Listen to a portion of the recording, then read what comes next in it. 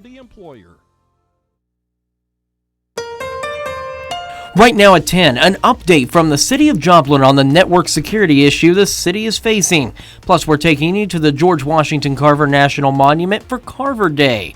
Also, we're headed to Webb City for the 13th annual Cruisapalooza, and excessive heat continues to spread across the West. The four states' most watched news starts now. A stormy night in the area. Are there more storms on the way? We're going to go straight to meteorologist Nick Kelly for the latest. Good evening, Nick. Good evening, Chris. Well, for many of you, thankfully, we didn't have too much in the way of severe weather. Weather does what it wants to do. Unfortunately, it meant not a lot of severe thunderstorm warnings for this afternoon and evening, but a high of 86 in Joplin Regional after we started at 73 this morning. That's despite all these thunderstorms we've been keeping an eye on late this afternoon and into this evening. But all that's left of the severe thunderstorm watch is in northeast Oklahoma, Benton County, Arkansas, and areas east of 49 on the Missouri side. That's in effect still until 11 o'clock. But in general, we're pretty much done with any severe weather since the front has pretty much slipped on through much of the region. That being said, we are still seeing some thunderstorms trying to develop as outflow boundary from storms near Kansas City. That's been fueling these thunderstorms trying to work toward Fort Scott, Mound City, Butler, and eventually Nevada. These will be strong storms. We're not expecting anything severe, but it's a sign that there could be a few thunderstorms still around as we head into the rest of the evening as our storm system starts wrapping up tomorrow. As far as temperatures go, we're near 70 degrees for much of the area. We'll drop back into the mid 60s. We'll still have to deal with the storm system tomorrow, Chris, but that will keep highs in the 70s. But we do have to warm up for the days ahead of us. We'll break down the week ahead here in a bit. All right, Nick, thank you. Joplin City officials released an update on the network security incident from July 7th. In Saturday's update, city officials say that they confirm the third-party service that the city uses to process utility payments and store residents' payment information was not affected by the incident. The city adds that it does not store residents' payment information on its network. The Missouri State Highway Patrol says a 14-year-old boy from Knoll drowned in the Elk River Friday night. According to the Highway Patrol, the incident occurred just before 8:30 Friday night. Officials say the 14-year-old was playing in shallow water and went too far into the water and drowned. He was taken to Freeman West in Joplin, where he was pronounced dead just before 11. And the Montgomery County Sheriff's Office says a man drowned Friday evening at Elk City State Park. Officials say they received a call around 5 Friday evening of a possible drowning. When deputies arrived, they learned a 47-year-old man began yelling for help in the swimming area before he went under and did not resurface. Authorities began a search around 11:20 last night, found the man's body. He was pronounced dead on the scene. The victim's name has not been released. Today was Carver Day at the George Washington Carver National Monument in Diamond, Missouri. KOAM's Bronte Sorotsky joins us in the studio with more. For 78 years, the town of Diamond has been honoring a Southwest Missouri man whose legacy reaches across the nation. While he may best be known for his 300 uses for the peanut, George Washington Carver did so much more than that. Earlier today, the George Washington Carver National Monument in Diamond hosted Carver Days to honor the scientist's life. He's best known for promoting crop rotation. See, in the South, the soil on the farms were becoming very exhausted through the overplanting of cotton. So he was a big proponent of alternate crops. Carver Day is the monument's annual celebration of George Washington Carver's life and all he's done for society. I think the importance of remembering Carver is remembering his struggles, remembering his dedication. I mean, this man was deeply dedicated to alleviating poverty and feeding human beings. The event to remember Carver included guided tours of the Carver Trail, a ranger giving a presentation on who the scientist was, and Lem Shepard performing songs dating back to Carver's lifetime. He is just an outstanding interpreter of African American roots music. For Shepard, it's all about looking at Carver's life through music. Way down in Egypt land, tell Pharaoh. I wanted to kind of bookmark his lifetime with what was around when he was born and towards the end of his life, what were people listening to, and to kind of get an idea of the range of his life in music. He says he wants to show people that there's more to the inventor. I always want to show the other side, you know, just the guy that maybe went home after work and maybe went to a show. Which is why songs he played at the event were ones Carver himself would have listened to.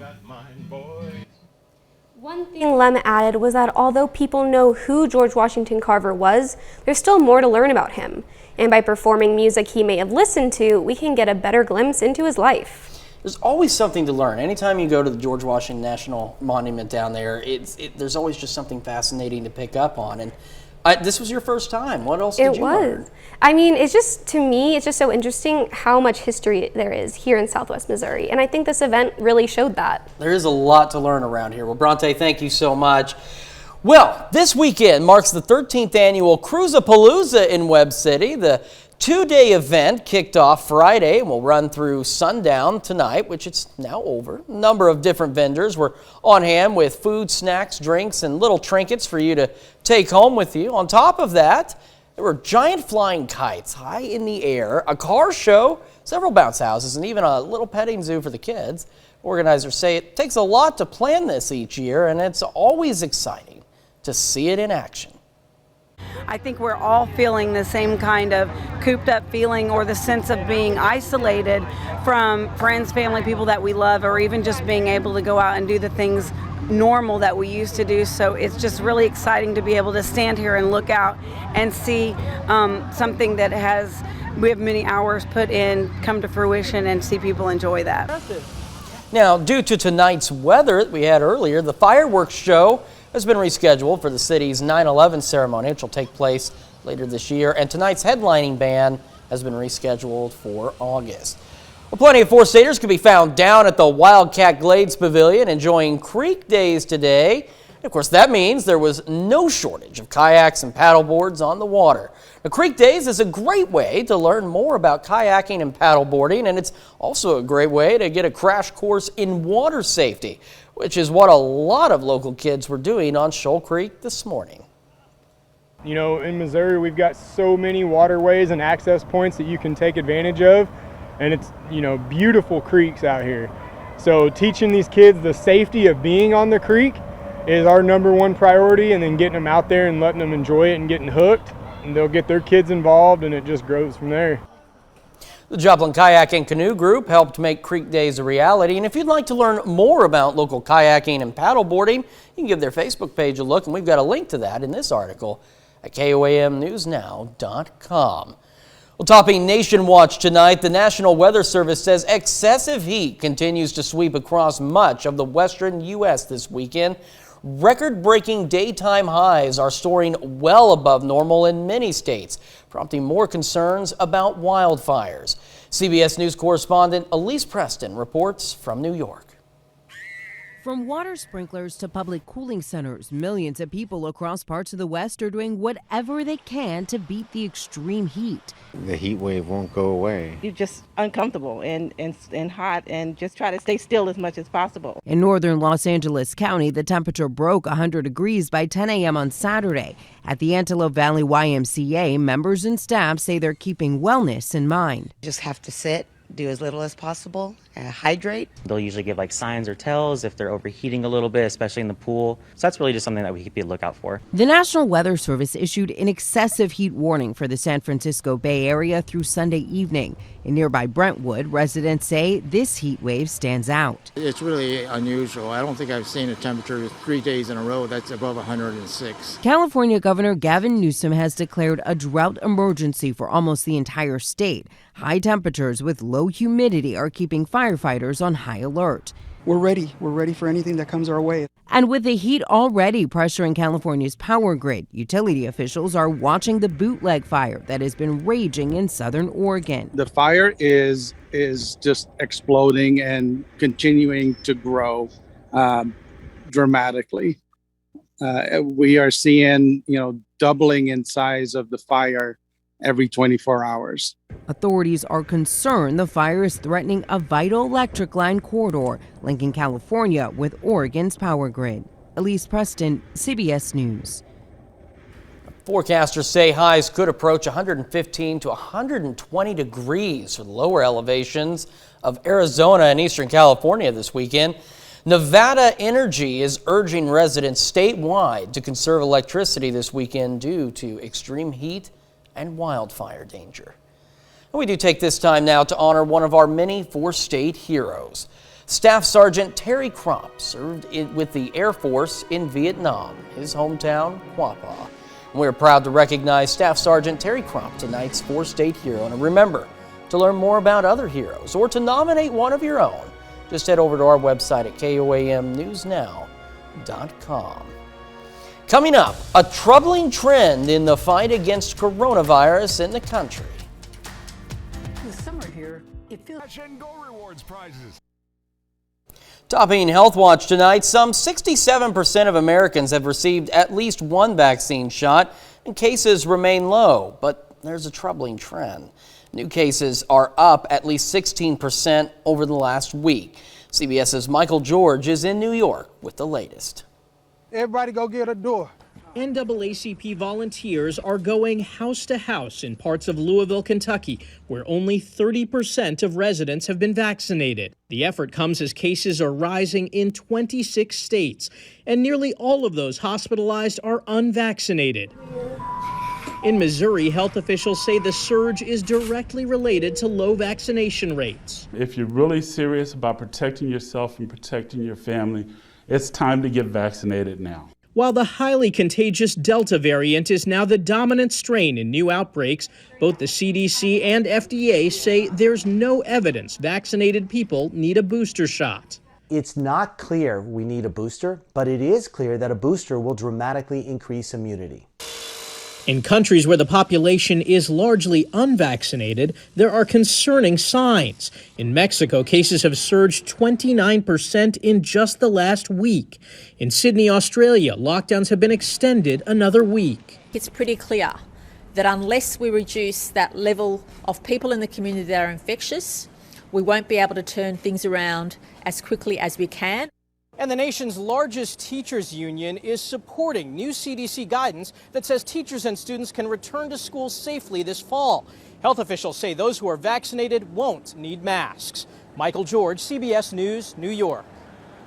The sound of explosions and gunfire rang through the streets of northern Afghanistan today. Video obtained by Reuters shows armed civilians and Afghan security forces engaging in a gunfight with the Taliban. Security personnel fired a mortar in an effort to force the Taliban out of the city. The Islamist insurgents have been making territorial gains in the northern provinces for weeks. This comes as the United States pulled out combat troops from its main base, effectively ending its two-decade intervention in Afghanistan. On Thursday, President Biden acknowledged that the Taliban were now at their strongest since 2001, but added he has confidence in the Afghan military. Police in Bangladesh have arrested 8 people after at least 52 people were killed when a food and beverage factory was set on fire. The owner of the factory is among those facing murder charges. Authorities say many of the victims were workers who were trapped inside the building with the doors illegally locked. Bangladesh has a tragic history of industrial disasters, including factories catching fire with the workers locked inside. Later on the KOAM News at 10, it's back. Another exciting edition of What Day Is It?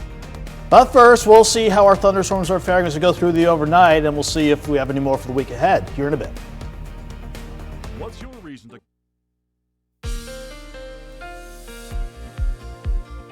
It has been a bit of an active day for some, while for others, we've kept things a little bit quiet for the late afternoon and certainly the evening hours after we had quite a warm day. Many of us in the lower 80s at least, and some of us pushing near 90 degrees before any thunderstorms got going. From Indigo Sky, though, we saw a pretty calm time lapse overall, and we're pretty much done with any sort of chance for strong or severe thunderstorms, especially, even though there's technically a severe thunderstorm watch for people in the orange until 11 o'clock, just the top of the hour. But northeast Oklahoma, northwest Arkansas, that's where the most of the action has been throughout the course of the evening, and fortunately any severe weather continues to shift toward I-40. But the storms that we did have today, especially the storms coming out of Wichita between Eureka and Wichita, those were ones that packed a little bit of a punch, especially as they got going. We had some power pole snap because of wind gusts pushing 70 miles per hour near Leon, Kansas, some golf ball size hail before they worked into Greenwood and Elk counties. And then as the storms dove southeast right into northeastern Oklahoma, we had wind gusts pushing 60 to 65 miles per hour and some reports of minor wind damage, anything from some downed tree limbs, let's say a couple power poles snapped, and maybe a metal outdoor structure taken out by some of those winds. But those were all the severe thunderstorm warnings that we had, mainly far southwestern parts of the viewing area. Everybody else, rain this morning and even this afternoon and evening resulted in almost an inch on average, with some heavier embedded pockets pushing between 1 and 4 inches of rain. Fortunately, that has not resulted in any flash flooding around here, but I'm still keeping an eye on this band of thunderstorms from outflow coming out of Kansas City. This is tapping into some unused air and moisture, so this is why we're seeing these thunderstorms. But if they can hold together in their current form as they dive southeast at about 30 miles per hour, we'll check this out over the next hour. It could be near Fort Scott within the next 12 minutes, let's say near Nevada by 11:04, El Dorado Springs by 11:09, and try to push near Liberal, if it can hold together by then, by about 11:24. Looking outside, we have seen the skies lighten up because of the lightning from those storms. They're so tall, we're seeing the lightning, that is, from that far out. But we're quiet in Joplin, 72 degrees, dew point finally starting to drop as the main cold front has finally pushed on through. We're in the lower 70s right now while we continue to keep an eye on just this outflow resulting in these thunderstorm chances. But the main front itself is pushing to the south and east. So we're pretty much done with any severe threat, but we'll have to deal with this upper low for one more day tomorrow. And while it keeps us cooler than normal, it's going to have to keep some rain chances in the forecast as well. So as we go through the overnight, that thin line of storms will be pushing on through, and I think we're quiet by the time we get tomorrow morning underway.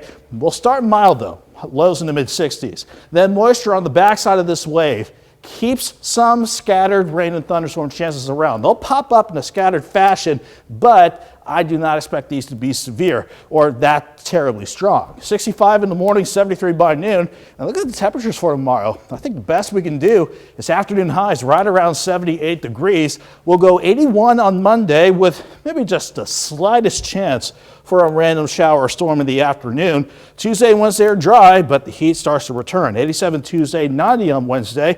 Then we'll see if another storm system can bring rain chances back in by the end of the week, Chris. Certainly a wet forecast ahead of us. A little bit of a dry spell, and then, like you said, a few more shower chances. We have, unfortunately, no extreme heat on the way. That's good. That's very good. Nick, thank you so much. Jacob Leonard joining us now. A big Little League game today in Webb City. Chris, Joplin and Webb City meet today for a spot in the district championship game. We'll talk about that. Plus, the Kansas City Royals get multiple players in the All-Star game for the first time since 2017. More on that when we come back.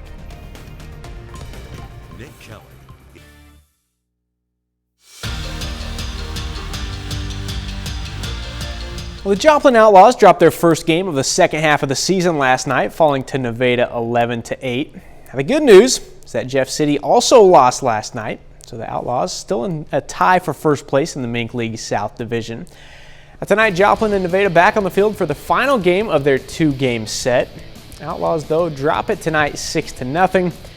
Joplin manages just 4 hits on the evening. Today is semifinals day for the Missouri Little League District 2 tournament in Webb City. Webb City is the #1 seed in the bracket and hits the field today against the Joplin American All-Stars. Now, the winner of this one automatically moves on to the district championship game tomorrow. Now, this kid, Connor Hood, pretty good start on the mound for Webb City. Got 3 strikeouts in the first, finished with 4 in 4 innings. The Webb City offense helped him out too. Barrett Weller, with the bases loaded, finds some grass out in right field. That scores 2. Home team up 6-0 at that point. Just a few minutes later, they would get more. Talon Haslip all the way to the fence in center field. Gage Halburn trots home. Haslip in there for the double. Joplin was able to avoid the shutout here. Ball bounces to the backstop. Jensen Stout comes in from third. Joplin on the board. In the 6th inning, though, Hunter Randalls comes in and slams the door on the mound. A pair of strikeouts. Webb City moves on to the district championship 10-1. In the major leagues, the Royals on the road for Game 3 of their series against the Cleveland Indians tonight. Salvador Perez off the Bradley Zimmer bunt attempt, laying out. That's why he's an all-star, man. Check it out. Big-time effort there. Then Perez in the 4th. At the plate, gets a 2-run jack for Kansas City. Royals lead at 2-0. But that lead disappears. Already down 3-2 here. Cesar Hernandez. 3-run homer for Cleveland. Indians up 6-2, and they didn't look back. Cleveland pounds Kansas City tonight 14-6. In the National League, Game 2 of a 3-game series tonight between the Cardinals and Cubs. Now, Chicago got Game 1 last night 10-5. Tonight's game went the other way. St. Louis wins in a shutout 6-0. Tommy Edman goes 1 for 3 with a 2-run homer. Well, staying with the Royals and Cards, both teams had a player named to the All-Star game today as injury replacements. Yadier Molina for St. Louis, Whit Merrifield for Kansas City. Now for Merrifield, it's his second All-Star game selection. He joins Salvador Perez on the American League roster, giving Kansas City multiple All-Stars for the first time since 2017. Well, it is Molina's 10th All-Star selection. But after being picked today, he's opted not to attend and instead to rest a foot injury. This season, Molina leads all National League catchers with 40 RBIs in the first half. The All-Star game, by the way, will be on Tuesday in Denver. Kansas City Chiefs defensive end Frank Clark has been charged with a felony weapons violation stemming from his arrest on March 13th by the California Highway Patrol. Clark is charged with one felony count of possession of an assault weapon. Now, he was arrested in March when officers say they found 2 loaded firearms in the vehicle after a traffic stop. Clark is headed into his 3rd season in Kansas City. He's a big part of that 2019 Super Bowl team. They, if convicted, could face up to 3 years in prison. Now, Chris, back to the Kansas City Royals. They've obviously been cold lately as a team, but it is still cool. Kind of a little consolation prize to get 2 guys in the All-Star game. Yeah, I mean, that's definitely a good thing because, man, they did drop it hard tonight, but at least the Cardinals came out on top. Yeah, so shut out. Hey, half and half. I'll take one half. Take whatever we can get, right? Exactly. Jacob, thank you so much. We're going to be right back.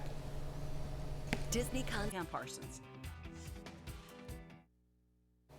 Cat lovers, it's your day to celebrate. July 10th is set aside to observe all the fluffy adorableness that is kittens. Now, although, let's be honest, for owners of kittens, every day is a holiday. But if you don't already have your own little fur ball to cuddle, head to a shelter to adopt or foster one, or you can start volunteering with a kitten rescue if bringing one into your home isn't an option. And just don't forget the catnip. And there is nothing wrong with just watching videos of their tiny explorations, if that is your thing. And I swear that that's what the internet was created for, was for cat videos, because that's what's out there everywhere just about. Pretty sure that's what they had in mind, yeah.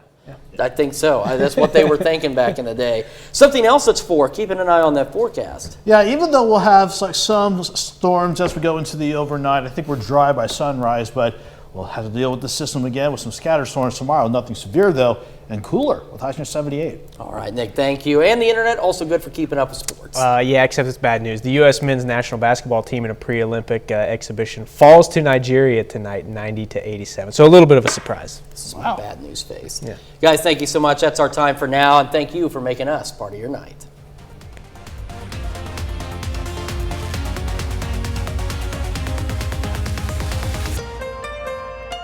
Service is provided by the Wild Side in